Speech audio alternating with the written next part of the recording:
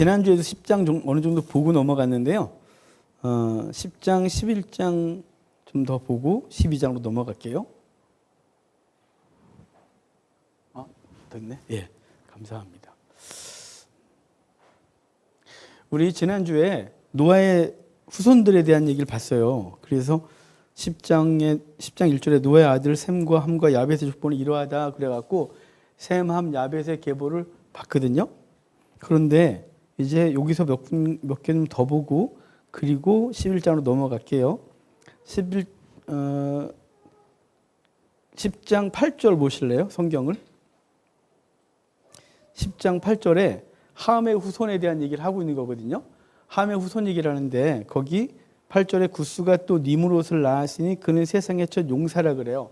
니므롯 얘기를 11장 바벨탑 얘기할 때 좀 더 할 거예요. 그런데 니므롯이 사실은 이 니므롯이 하여간 하나님을 대항한 사람의 대표예요. 니므롯 보면 니므롯이 용사라 그러잖아요. 용사가 히브리어 깃보르거든요. 이 깃보르가 언제 나왔냐면 6장에서 한번 나왔어요. 6장 4절에 보면 당시에 땅에는 네피림이 있었고 그 후에도 하나님의 아들들이 사람의 딸들에게로 들어와 자식을 낳았으니 그들은 용사라 고대 명성 있는 사람이었다. 이렇게 말해서 용사라는 단어가 깃보르였어요. 그런데 여기 8절도 나오죠. 이 깃보르가 강하다 뭐 이런 뜻이라 그랬잖아요. 그래서 강력한 힘을 갖고 있는 어떤 존재. 그래서 강하다 그랬는데 약간 폭군의 느낌이죠. 근데 여기 이제 이 니므롯에 대해서 설명을 해주는 게 9절이거든요. 그가 여호와 앞에서 용감한 사냥꾼이 되었다 그래요. 용감한 사냥꾼 됐다면 뭔가 긍정적인 얘기 같잖아요. 그런데 이게 우리 번역이 용감한 사냥꾼이라고 번역을 해놨는데 이게 직역을 하면 무례한 폭군 이런 뜻이에요. 그러니까 니므롯은 여호와 앞에 무례한 폭군이었다 이렇게 번역을 해야 더 맞아요. 그러니까 니므롯은 반역자인 거죠. 하나님을 대항하여 선 존재예요. 그래서 니므롯이 바벨탑을 만드는 거예요. 바벨탑을 니므롯이 만들어요. 근데 니므롯에 대한 얘기 우리 저하고 공부했던 기억을 좀 되살려서 찬장을 좀 열고 니므롯이 바벨론 신화의 시작이라 그랬잖아요. 모든 신화의 기본이 니므롯이거든요. 니므롯 이거 저 PPT 만들 걸 그랬네요. 니므롯이 누구랑 결혼하냐면요. 니므롯이 세미라미스랑 결혼해요.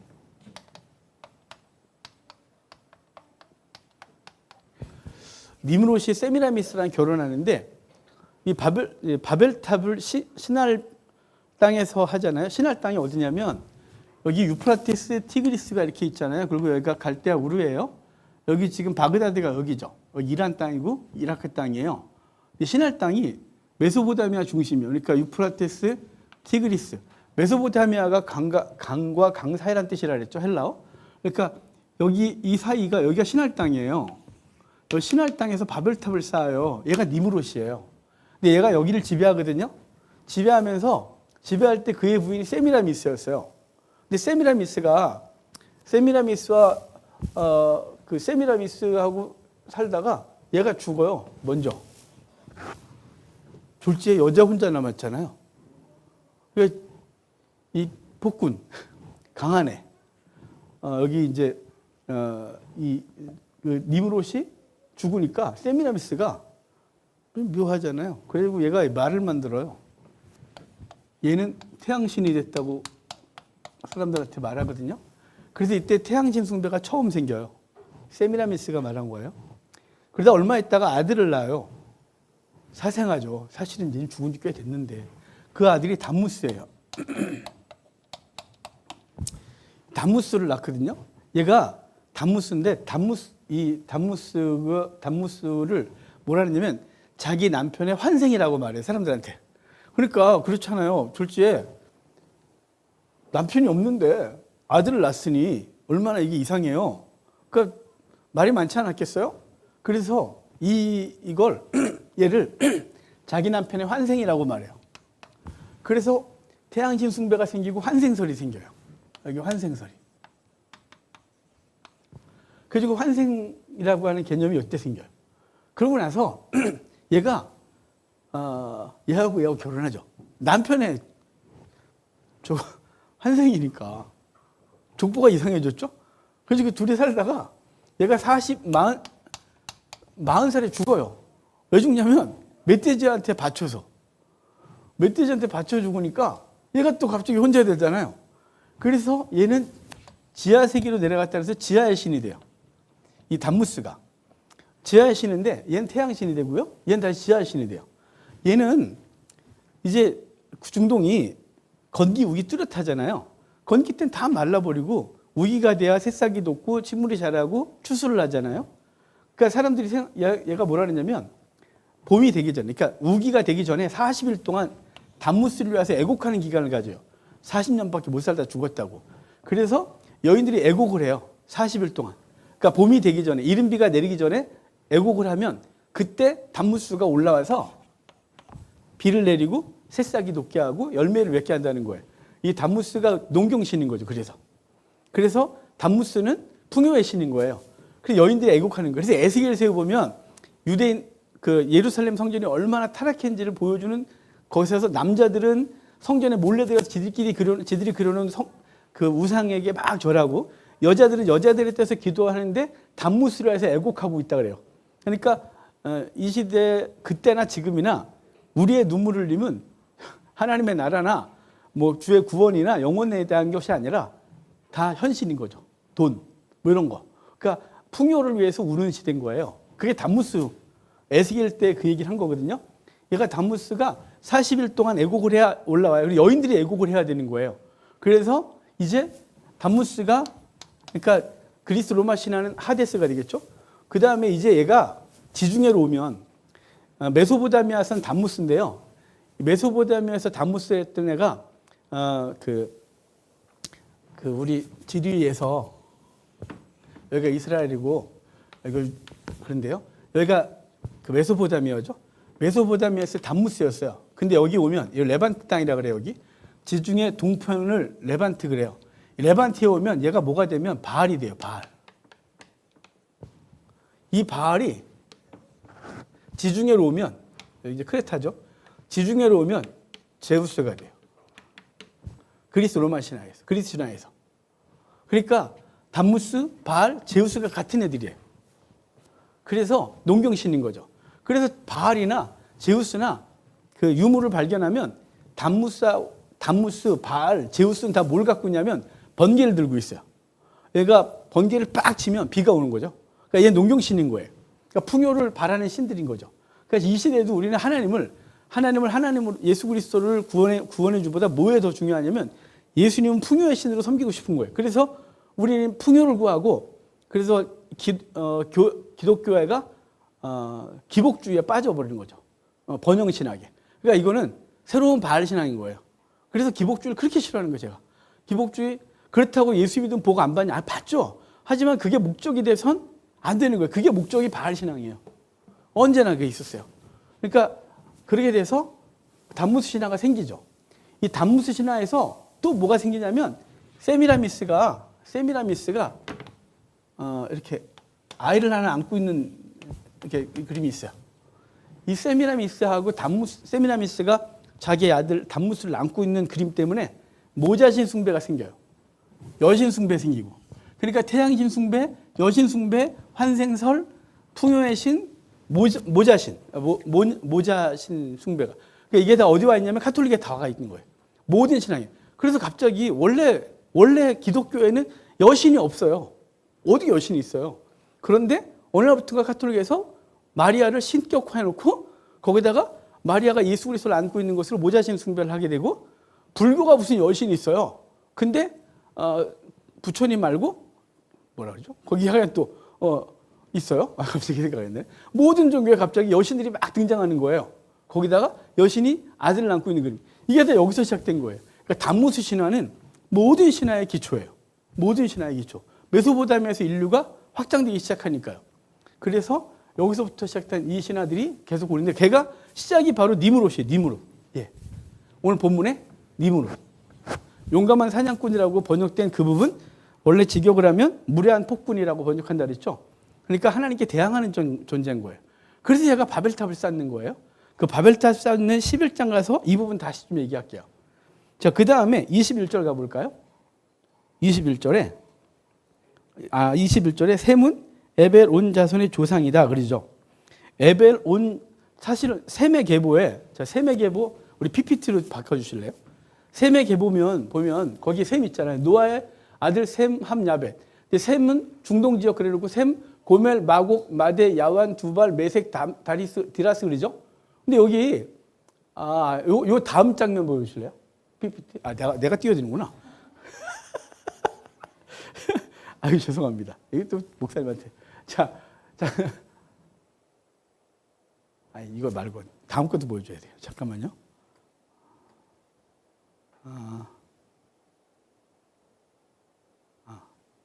자, 봅시다. 자, 여기 셈 있죠. 셈의 계보를 보면 셈의 계보에서 아르박삿이 처음 등장해야 돼요. 그리고 셈, 셀라, 에벨. 에벨이 저 뒤에 있거든요. 그런데 셈을 소개하면서 온 에벨의 조상이다 이렇게 말해요. 아니, 아르박삿의 조상이라 그래야죠. 그런데 셈을 소개하면서 에벨의 조상이라고 하거든요. 그럼 왜 에벨의 조상이라고 그러냐면요. 자, 이제 에벨이 저희 가면 니므롯이 바벨탑을 쌓는다 그랬죠. 니므롯이 바벨탑을 쌓을 때, 여기 니므롯이 여기서 바벨탑을 쌓을 때요, 인류가 흩어지죠. 흩어질 때 셈의 계보도 당연히 흩어지겠죠. 모든 사람들이, 노아의 후손들이 다 거기 모여갖고 함께 살면서, 야, 우리가 흩어짐을 면하자 그래서 바벨탑을 쌓아요. 그러다 하나님이 이것들이 그래서 흩어버렸단 말이에요. 흩어버릴 때 셈의 계보가 어디로 가냐면, 셈의 후손 중에 에벨이 어디로 가냐면 유프라테스 강을 건너서 여기 하란이라고 있거든요. 하란 땅에 도착해요. 하란에 와서 거기에 정착을 합니다. 그래서 이 에벨의 이름의 뜻이 뭐냐면 강을 건넜다 이런 뜻이에요. 그러니까 에벨이 유프라테스 강을 건넌 자예요. 니므롯 때.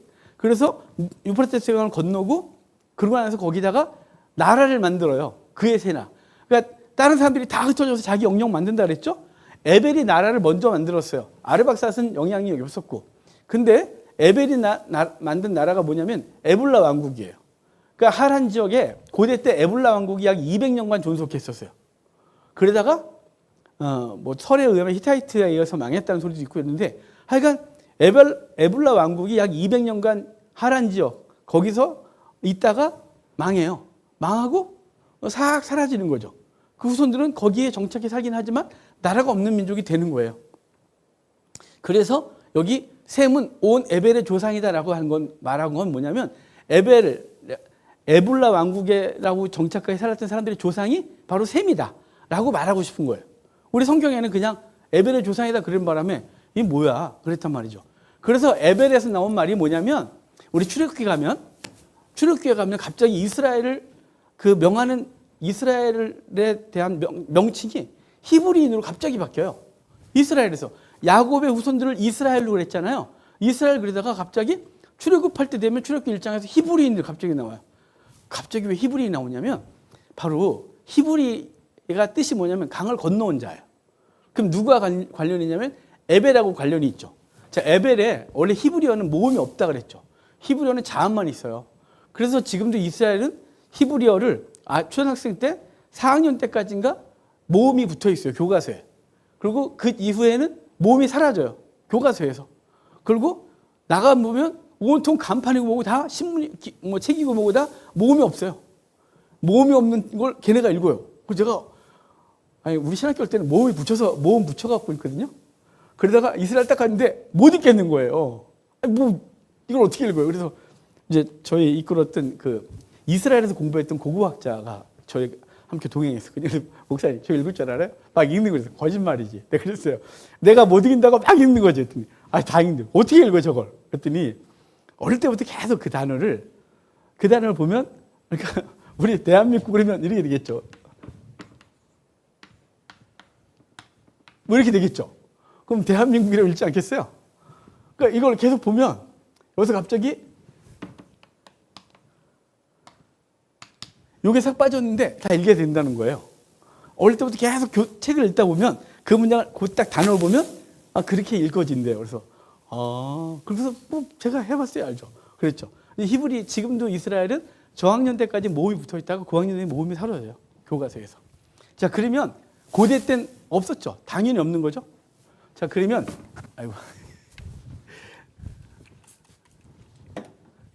우리 에벨 쳐볼까요? 자, 에벨은 그러면 모음을 없애버리면 이게 되겠죠. 이응, 비읍, 리을. 근데 애를 좀 강세가 붙어서 여기다 모음을 바꿔서 에불라 왕국이었어요. 에벨의 후손이에요. 이걸 히읗으로 바꿔서 히브리 된 거예요. 그래서 히브리하고 에벨은 같은 거예요. 그래서 에벨의 후손이라는 뜻이에요. 히브리는 강을 건너온 자. 에벨 사람들이 내려와서 이집트에 정착한 거다. 그들이 지금 나가는 거라는 거 사실이에요. 사실은 샘족들이 와갖고 정착을 하거든요. 메소포타미아에서 막 인류가 이동하는 상황을 창세기 12장 가서 인류 대이동 얘기를 해줄게요. 자, 그래서 여기서 여기 셈을 표현하면서 셈은 에벨 온 자손의 조상이다라고 말한 건 바로 에벨이 그 바벨탑 사건 때 유프라테스 강을 건너 하란에 정착해서 나라를 만든 게 에불라 왕국이었고, 에불라 왕국이 200년 있다가 사라지지만 그 후손들이 거기 정착해 살다가 점점 남아에서 이집트로 들어오고 출애굽할 때 그들을 강을 건너온 자들라고 표현해서 히브리라고 했단 말이에요. 그러니까 에불라와 에벨과 히브리는 다 같은 한 그 맥에서 나온 거예요. 자, 그래놓고 11장 갑시다. 바벨탑 사건으로 11장에 이제 바벨탑을 쌓게 되거든요. 근데 11장에 바벨탑 얘기 좀 할게요. 예, 11장 3절 볼까요? 11장 3절이요. 서로 또 말하되 성읍과 탑을 건설하여 그 탑 꼭대기를 하늘에 닿게 하여 우리 이름을 내고 온 지면에 흩어짐을 면하자 하였더니. 예. 그랬죠? 4절인데 왜 이렇게 됐을까요? 4절을 썼어야 되는데. 미안해요. 자, 어쩐지 이상했어요. 지금 요거하고 뭐하고. 자, 4절. 여러분 여기 PPT 보지 말고 성경 보세요. 4절이었어요. 여기 성읍과 탑을 건설하여 그 탑 꼭대기를 하늘에 닿게 하여 우리 이름을 내고 온 지면에 흩어짐을 면하자 하였더니. 자, 지금 이 장면과 뭐가 같냐면요. 내가 그걸 썼겠죠? 예. 창세기 3장 5절과 같은 거예요. 창세기 3장 5절에 하와를 유혹할 때 따먹어.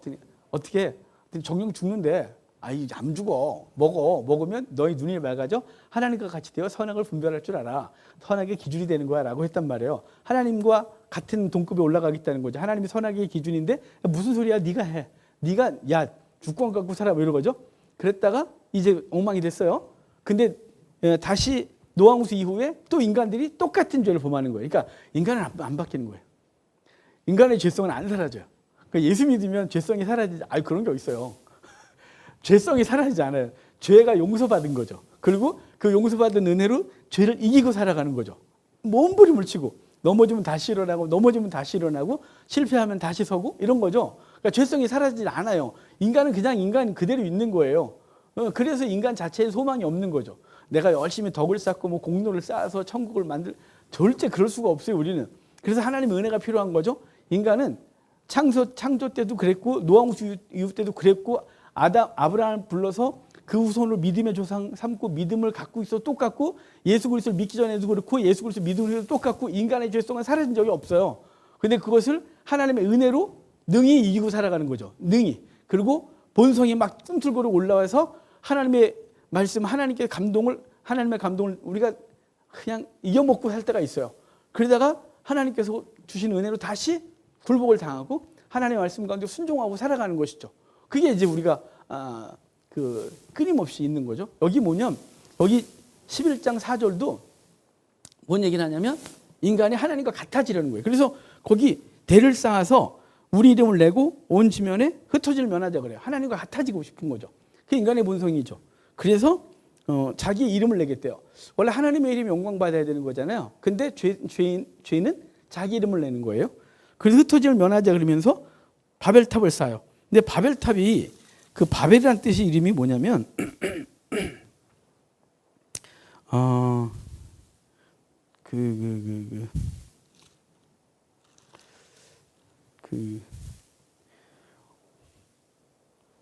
뒤죽박죽, 혼란 이런 뜻이에요. 그러니까 바벨탑은 원래 그 바벨탑 자체를 혼란스럽게 쌓겠어요? 바벨탑에서 흩어진 것 때문에 그러죠. 바벨탑을 쌓고 하나님에 대항하는 존재가 됐는데요. 하나님이 그들을 흩어버리죠. 그래서 언어가 혼잡게 되어져. 언어가 혼잡게 돼서 뭐 망치 줘 그랬더니 돌 주고 뭐 시멘트 줘 그랬더니 엉뚱한 거 주고 막 이런 거 아니겠어요? 그런데 이 언어가 흩어짐에 대한 얘기를 해주는데요. 그래서 여호와께서 거기서 온 땅의 언어를 혼잡하게 하셨다. 여호와께서 거기서 그들을 온 주민에 흩으셨다 그래요. 그래서 인간이 그때부터 흩어지거든요. 아까 니무롯이 바벨탑을 쌓기 시작했고 모든 인류가 거기 동참했다가 하나님께서 치심으로 흩어지는데 흩어질 때 에벨이 강을 건너오고 그가 에블라 왕국을 만들고 에블라 왕국의 조상 셈 이런 이름을 불려지게 됐단 말이에요. 에블라 왕국 그리고 에벨을 통해서 후에 히브리인이 되는 거예요. 그런데 여기 하나님께서 그 언어를 혼잡게 하셨대요. 왜냐하면 언어가 같으면 똑같은 짓을 하니까. 그래서 하나님께서 흩었던 걸 예수 그리스도가 다시 모으기 시작해요. 그게 요한복음 11장 52절이에요. 그 민족만 위할 뿐 아니라 흩어진 하나님의 자녀를 모아 하나가 되게 하기 위하여 죽으실 것을 미리 말씀함이로라. 그가 죽음으로 흩어졌던 열방의 백성들을 모아서 하나 되게 하시는 거죠. 그래서 에베소서에서도 이방인이나 유대인이나 그리스도를 통하여 하나가 되게 하신다 그래요. 하나 되게 하신 거죠. 그래서 우리는 하나 되게 하신 걸 힘써 지키는 존재잖아요. 여러분 그러니까 이 언어가 혼잡게 됐었는데요. 주님께서 우리를 모아서 하나 되게 하시는데 사도행전 보면 성령이 처음 임하고 나서 첫 번째 현상이 나타나요. 사도행전 2장에 성령이 임하니까 그들이 갑자기 능력이 생겨갖고 뭔가를 하는 것이 아니에요. 성령을 딱 받고 나니까 갑자기 막 뭐 예언을 하게 되거나 손을 얹으면 병이 낫거나 이런 거에 초점을 맞춰 있지 않아요. 다 아시죠? 사도행전이 임하자마자 벌어진 사건은 방언이에요. 아니 왜 사도행전에 성령이 임하고 나서 방언 사건을 먼저 보여줬을까요?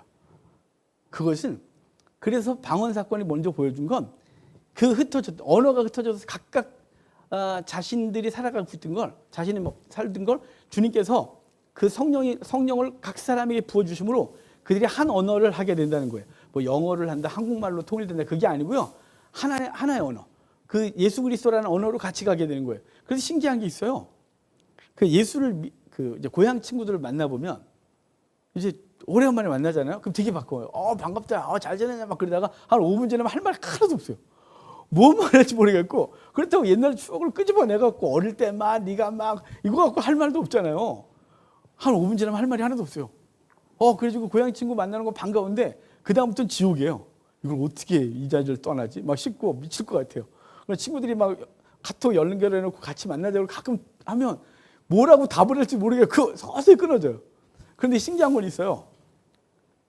이제 우리가 예수 믿고 만나잖아요. 그러니까 이게 처음 우리가 한 번도 만나본 적이 없는데 예수 믿는 사람들끼리라고 이렇게 만나요.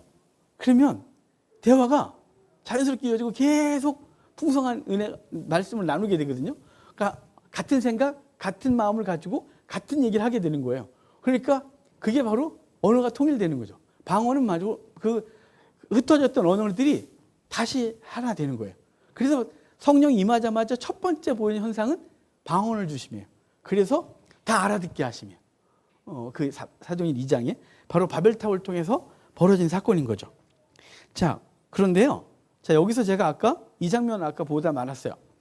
11장 10절부터 26절까지가 셈의 후손들의 이름이거든요. 셈의 후손들, 셈은 아르박삿을 낳고 아르박삿은 셀라를 낳고 셀라는 에벨을 낳고 에벨은 벨렉을 낳고 벨렉은 르우를 낳고 쭉 이렇게 나오잖아요. 자, 그런데 아까 에벨 했었어요. 에벨은 강을 건너온 자 그러죠. 강을 건너온 자인데 그의 아들이 벨렉이에요. 그래서 그가 이제 분리됐다고 이름을 짓는 거예요. 민족들이 분리되고 나누어졌다라고 해서 벨렉이라는 이름이 지어지거든요. 근데 이제 그 셈의 계보를 좀 보면 이게 의도를 가지고 이렇게 이름을 만드셨나? 아니면 자연스럽게 그 이름을 통해서 예수님이 우리에게 증거되어지고 예수님을 통하여 구원받을 사람들의 모습을 이 말로 표현해 준 건가? 이렇게 생각이 들어요. 그래서 저는 성경 볼 때 그 성경에 등장하는 인물들의 이름의 뜻을 항상 파악하거든요. 그 이름이 갖고 있는. 그래서 신학자들이 그런 논쟁을 했어요. 이 이름은 원래부터 이 이름인데 그렇게 사용한 거냐? 아니면 하나님께서 의도를 가지고 그 사람 원래 이런 이름이 아니었는데 그 어떤 계시를 위하여 이름을 바꿔서 그렇게 불러준 거냐? 그런데 답이 없어요. 왜냐하면 성경에서 그걸 한 번도 지은 적이 없거든요.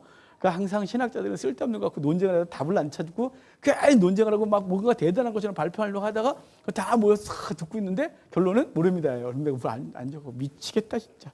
왜 뭐라는 거야 이거 지금. 왜? 이거 갖고 논쟁한 적이 있어요. 근데 답이 없어요.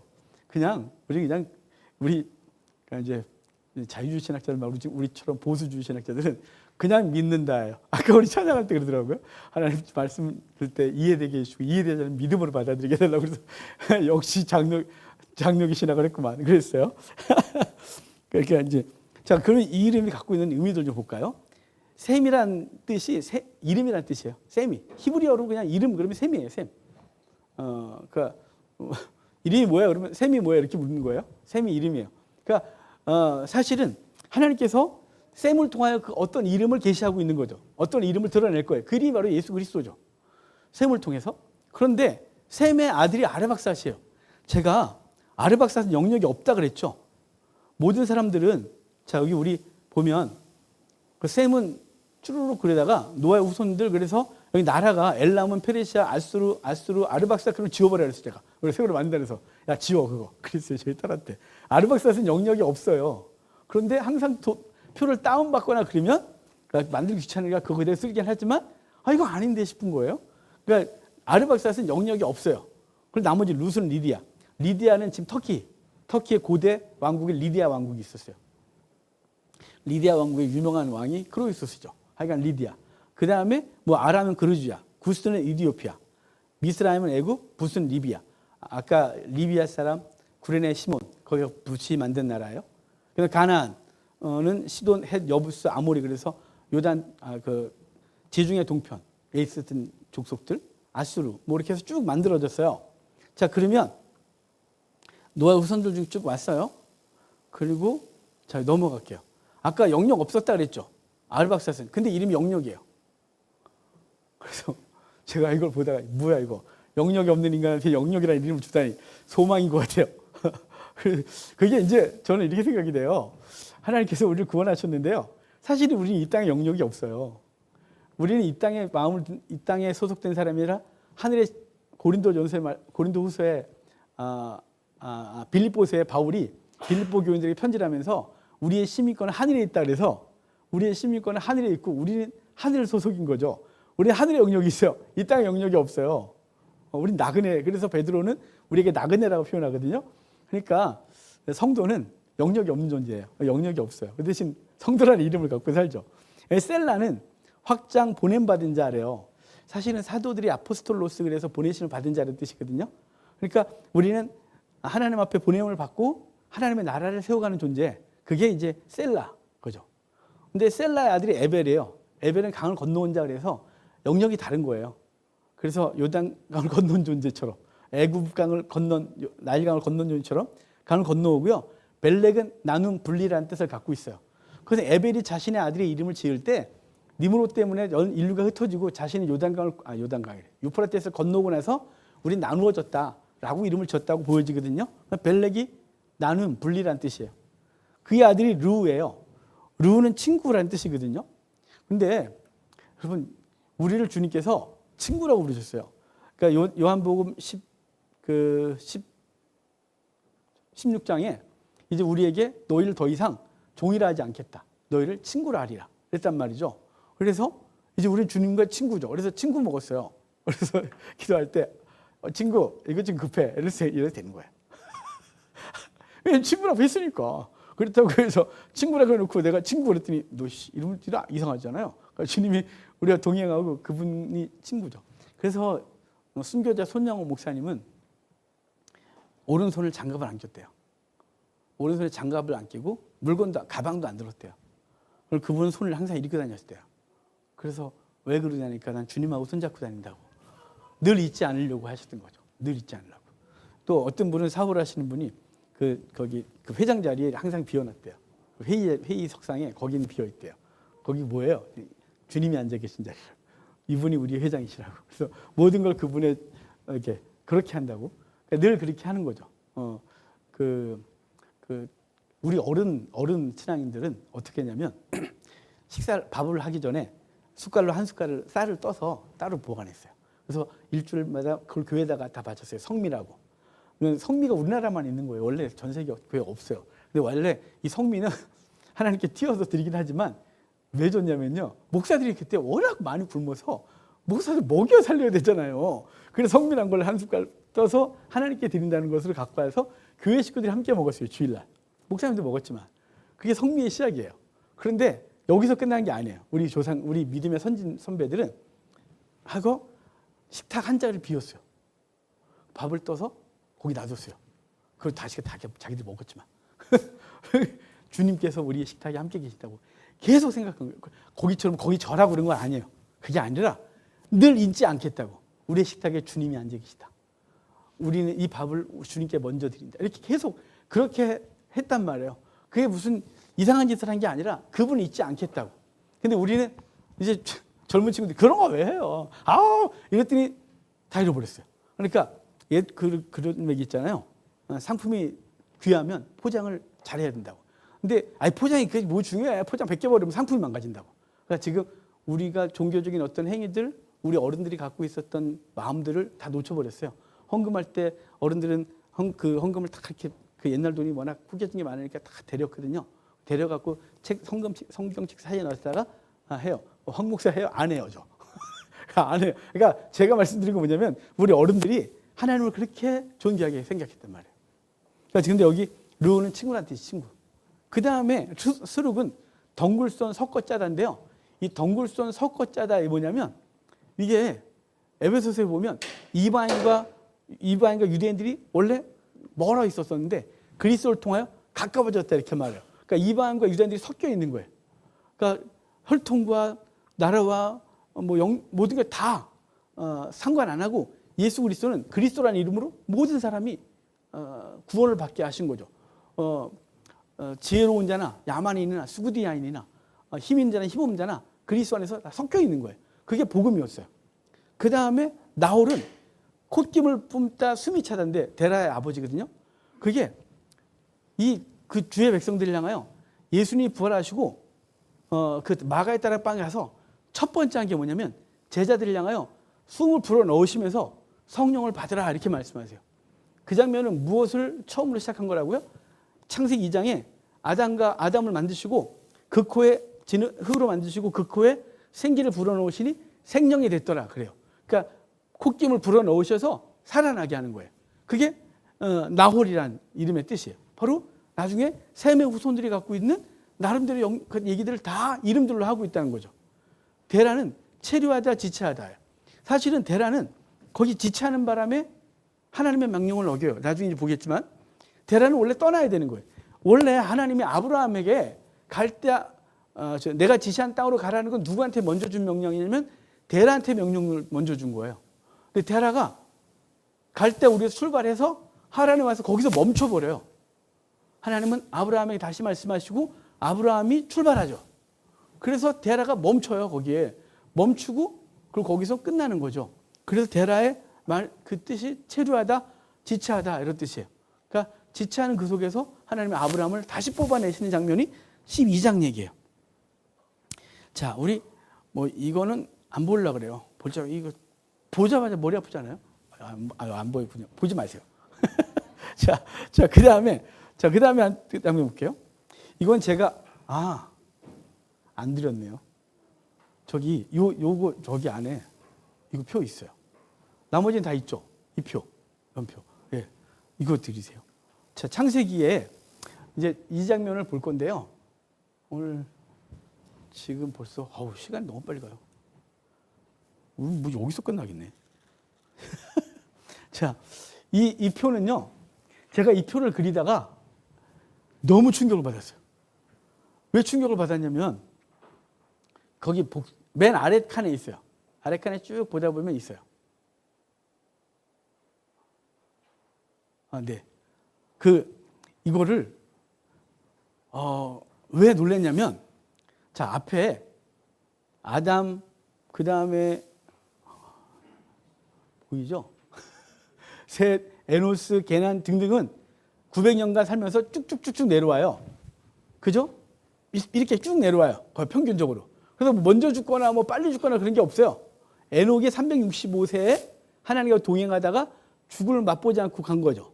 그 이후에 다시 900대로 넘어와요. 자, 그 다음에 볼게요.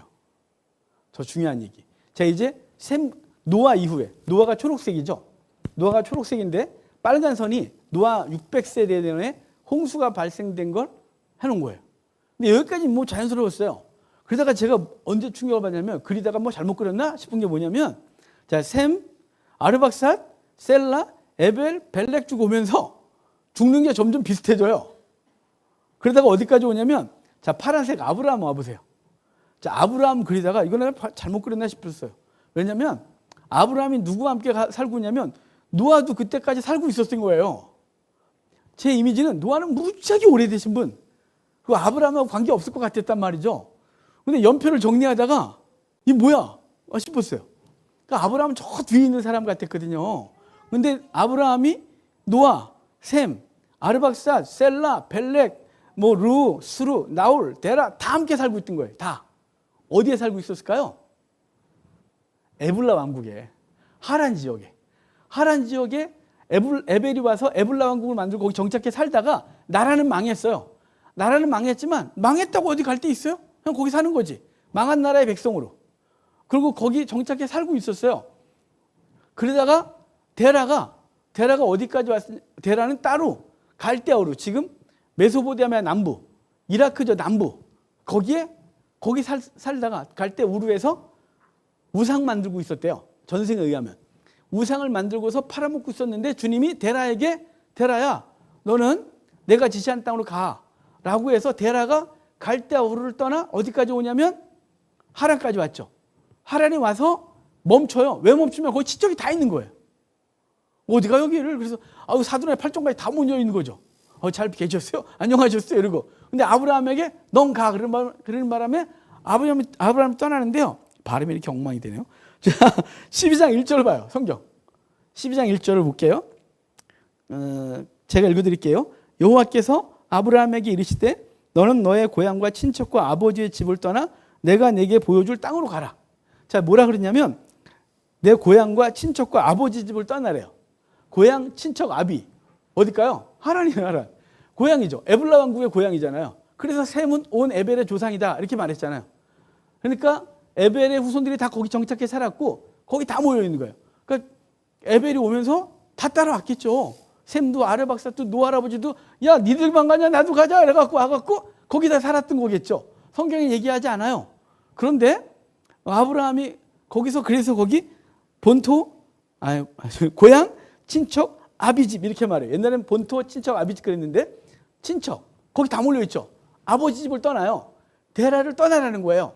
그런데 여러분 아브라함이 75세에 떠나거든요. 여러분 그 나눠드린 표를 보면 그 한 줄이 50년이에요. 한 줄이. 자, 그러면 아브라함이 한 줄 반 정도 됐을 때 떠났겠죠? 그럼 옆에 데라는 살아있어요, 죽었어요? 살아있죠.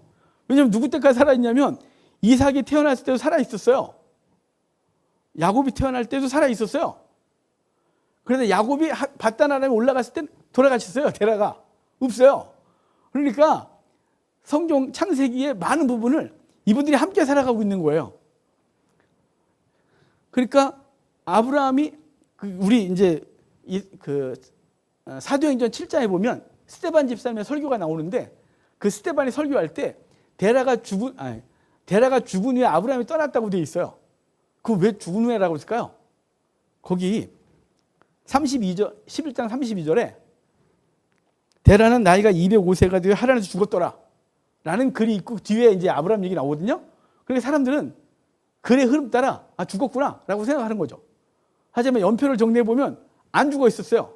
그래서 아버지 집을 떠나는 거예요. 과감하게 아버지, 본토, 친척을 다 떠나는 거죠. 정말 외롭게 혼자만 딱 떠나는 거예요. 이게 너무 어려운 거죠. 그 아브라함이 떠나요. 근데 이제 어떤 분이 이런 얘기 하더라고요. 노아의 방주를 120년이냐? 제가 그 얘기했죠. 우리 120년이 되려니까 이게 인간의 수명을 120년으로 정한 거냐? 방주를 만든 것이냐? 라고 하는 것에 대해서 신학자들이 둘 다 그냥 뭐 그럴 수도 있고 저럴 수도 있다 그랬는데 어떤 분이 아닌 것 같대요. 그래서 뭐가요? 그랬더니 노아가 방주를 만든 게 100년 이내래요. 뭔 소리예요? 그랬더니 자 봐요. 우리 창세기 앞으로 좀 가볼까요? 5장. 뭐 이런저런 얘기 생각나는 대로 떠들고니까 정신이 하나도 없네. 바벨탑도 아니고. 자, 5장 32절 봐요. 노아는 500세 된 후 셈과 함께 야벳을 낳았다 그러죠. 그죠? 근데 노아의 홍수는 600세 되던 해에 비가 내려요. 그러면 500부터 600이니까 100년밖에 안 되잖아요. 이것 때문에 방주 만든 기간이 100년일 거다. 100년 이내일 거다. 이렇게 말하는 분이 계세요. 그래서 갑자기 그런가 싶죠? 아니에요. 그렇게 보면 안 돼요. 왜냐하면 자, 성경 기록의 방식을 좀 볼게요. 창세기 1장에 6일 창조를 얘기해요. 그리고 맨 마지막에 인간을 창조했어요. 그리고 2장이 왔더니 다시 아담을 만드신 얘기가 나와요. 그러면 1장에서 인류를 만들고 그 뒤에 아담을 만든 게 되죠. 제가 설명드릴 때 1장은 창조의 대략을 얘기하고 2장은 거기서 중요한 인간 창조에 대한 얘기를 빼서 얘기하기도 하고, 아까도 11장과 12장 사이에 데라가 죽었고 12장이 아브라함에게 말하니까 사람들은 데라가 죽은 이후에 떠났다고 생각을 하지만 그건 그리의 흐름이 아니라 앞에는 데라의 계보를 쭉 얘기를 하고 데라는 거기서 죽었다라고 한 얘기로 결론을 내놓고 그 속에 있던 아브라함을 끄집어내서 새롭게 얘기를 하고 있는 거예요. 여기도 마찬가지로 5장, 6장도 노아 얘기를 해놓고 노아는 500세대 낳았어. 그래놓고 끝내놓고 그 족보 전에 유해가 노아까지의 계보를 쭉 얘기를 했단 말이에요. 그래놓고 다음 얘기를 하고 있는 거라서 이 다음 사건이 이게 아니에요. 글의 흐름을 따라서 결정하면 안 되고 항상 앞에는 대략 얘기를 해놓고 거기서 구체적인 얘기를 끄집어서 얘기를 하고 있는 거라서 그래서 모른다가 정답이라고 그랬죠. 제가 이게 120년이 방주를 만든 기간인지 인간의 수명을 한정한다는 얘기인지 모른다가 답이에요. 이걸 아는 척 해봐야 성경에서 말을 하지 않는데, 그래서 칼빈이 그랬어요. 성경이 말하는 데까지만 말하라고. 말하지 않는 거 연구하다가도 이게 명확하고 성경에 지지가 있으면 말해야죠. 하지만 성경에 지지가 없는데 혼자 생각을 하고 막 짜맞춰서 하면 이단 되는 거예요. 이단들이 다 그렇게 만들어지거든요. 그러니까 성경이 말하는 데서 멈추는 거예요. 말하는 데서만 말하고 더 이상 말하지 않으면 모른다고 인정하면 돼요. 자, 우리 12장 갈게요. 다시 오늘 12장까지만 좀 합시다. 준비는 15장까지 했는데 늘 이러네요. 뭐 다음 주에 거저 먹는 거죠, 뭐. 준비 다 해놨으니까. 자, 우리 PPT 만드는 것 때문에 그래요. 이 PPT 원래 예전에는 안 보여줬어요. 그냥 성경 보고 했는데 제가 좀 친절해져 갖고 좀 친절하게 해보려니까 어렵네요. 자, 12장으로 갈게요. 그래서 보여줄 땅으로 가라 그래요. 그러니까 여기 아브라함이 이 얘기 말씀드릴게요. 제가 어릴 때 주일학교에 우리 유초등부에 전사님이 없었어요. 우리 집사님이 지금도 살아계세요. 장로님으로. 참 그분 몇 년 전에 친구 장례식 갔다 뵀는데 되게 이상하더라고요. 저는 목사가 돼 있고 그분은 야자하시다가 갑자기 목사가 되니까 이 말을 어떻게 할지 모르더라고요. 근데 저를 가르치셨던 분이에요. 우리 어릴 때 그분이 집사님인데 그래도 그 동네에서 시골에서는 그래도 성경 많이 하신다는 분이셨어요. 그분이 이제 유초등부 설교를 하셨죠. 근데 그분이 이렇게 하셨어요. 기억나는 게 뭐냐면 성경은 구전된 거야. 구전이 뭐냐면 아버지가 아들에게, 아들이 또 아들에게 설명해 줬어. 그러니까 그대로 온 거지. 그러는데요. 성경 그러니까 저는 어릴 때 이게 단 줄 알았어요. 그래서 유대인들 천재야. 왜 이걸 어떻게 아들 외워? 다시 한번 해봐. 틀렸잖아. 엄마 다시 해. 이렇게 한 줄 알았어요. 이거. 근데 제가 신학을 해보니까 안 해요. 뭐만 됐냐면 창세기만 구전된 거예요. 왜냐하면 모세가 모세오경을 기록하잖아요. 출애굽기부터 모세가 경험한 얘기를 쓰고 있는 거예요. 하나님께 받은 말씀 레위기 그리고 신명기 다 받고 그리고 현상에서 있던 이야기를 기록한 게 오경 중에 4개예요. 근데 창세기는 구전된 거예요. 모세가 경험한 게 아니죠. 이거야말로 구전이에요. 근데 구전이 이게 어떻게 구전되지 싶은데 여러분 우리 조금 아까 이 표 이게 얼마나 놀랍냐면요. 여러분 표가 있으니까 노아가 저기 앞에 거부터 볼게요. 여기 보이시죠? 노아가요 이 앞에 세대를 다 갖고 있어요. 아담부터 그 노아 홍수 이전까지의 세대 얘기를 다 갖고 있는 거예요. 온 집안이 모여갖고 할아버지가 얘기하면 할아버지 그거 뭐야? 할아버지 그거 어떻게 했어? 이렇게 말하고 그렇게 얘기하면 손주가 듣고 증손 듣고 고손 듣고 다 들으면서 얘기되고 다 그랬어요. 이게 외워 그럴 것도 없었어요. 그 동네에서 회자된 얘기예요, 그냥. 그 집안에서. 그러니까 회자된 얘기니까 뭐 특별할 거 없죠. 자, 노아가 중심에 있고, 그 다음에 이어지는 얘기가 노아 후손들. 누구까지요? 여기 이삭, 야곱까지 그냥 같이 있어요. 그 세대가. 다 있는 거예요. 그리고 그 세대가 맨날 회자되는 얘기죠. 오늘도 이제 우리 성도님께 소개하면서 이거 누구야 이랬단 말이죠. 근데 이제 지나다 보면 같이 있으면 뭐 누구라고 뭐 소개할 게 뭐 있어요. 다 아는 걸. 그럼 뭐 서로 얘기되고 집안 얘기 어떻게 되고 한 1, 2년 지나면 뭐 그 집안에 숟가락 몇 개인 줄도 알고 문제가 뭔지 알고 기도 제목이 뭔지도 알고 서로 다 아는 거죠. 이걸 뭐 설명할 게 뭐 있어요. 써라. A 집사는 이렇단다. B 집사는 이렇단다. 그럴 거 없는 거죠. 나중에 중요 사항을 딱 제기하고 중요한 거 얘기될 때 구전되고 온 거예요. 그리고 아브라함까지 오고 이삭, 야곱까지 왔고 야곱의 후손들이 어디까지 가요? 애굽에 가서 야곱을 통하여 조상의 이야기들을 다 전승하는 거죠. 듣고 애굽에 있는 동안. 그리고 그것이 나와요. 그러니까 창세기만 구전된 거예요. 창세기는 구전되어졌고 그걸 그대로 갖고 오는 거죠. 그래서 11장까지가 짧아요. 구전이 짧을 수밖에 없어요. 중요한 얘기만 나눴을 거니까. 근데 12장부터는 집안 조상 얘기잖아요. 그냥 가까운 직계 조상들, 아브라함, 이삭, 야곱. 아브라함이 어떻게 하나님 앞에 부름받아서 어떻게 됐으며, 이삭은 어떻게 됐으며, 야곱은 어떻게 됐고, 야곱의 후손인 요셉이 어떻게 이 땅까지 왔으며, 이 얘기를 쭉 할 수밖에 없는 거죠. 그냥 가족사예요, 그냥. 그래서 이것은 이 계보를 그려놓고 보면 이상할 것도 하나도 없고, 이게 어떻게 된 거야? 어떻게 모세가 그걸 다 알아? 알 수밖에 없죠, 이게. 그러니까 노아를 중심으로 앞뒤가 다 연결되는 거고, 노아가 아브라함까지 같이 살았고 이삭까지 같이 살았단 말이에요. 야곱 아니네요. 셈이 야곱까지 함께 살아 있는 거예요. 그러니까 그 집안이 그것도 에벨라 왕국이니까 하란 지역에 다 모여 살면서 다 회자되고 함께 이야기되고 있었단 말이에요. 그래서 이 표가 우리가 이제 어떻게 하나님의 말씀이 구전되어지고 연결되는지를 얘기를 하죠. 자, 그러면 아브라함을 하나님 부르세요. 벌써 1시간 됐어요. 말을 무지하게 빨리 하는데도. 이거 저번 주에도 12장부터 다음 주 할게요 그랬는데. 다음 주 할게요. 아이고. 네, 다음 주에 해도 돼요. 그죠?